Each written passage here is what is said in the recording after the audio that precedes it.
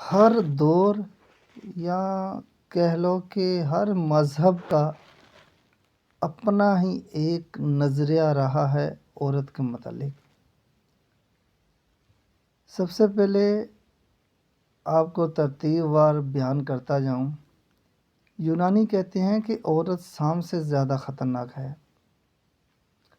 سقراط کا کہنا تھا کہ عورت سے زیادہ اور کوئی چیز دنیا میں فتنہ فساد کی نہیں۔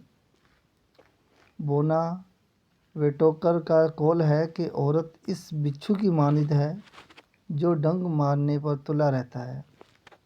یوحنا کا قول ہے عورت شر کی بیٹی ہے اور امن و سلامتی کی دشمن ہے۔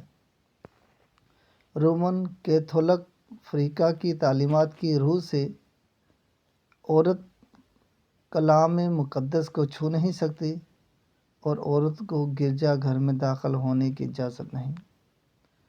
عیسائیوں کی سب سے بڑی حکومت رومتا الکبریٰ میں عورتوں کی حالت لونڈیوں سے بدتر تھی۔ ان سے جانوروں کی طرح کام لیا جاتا تھا۔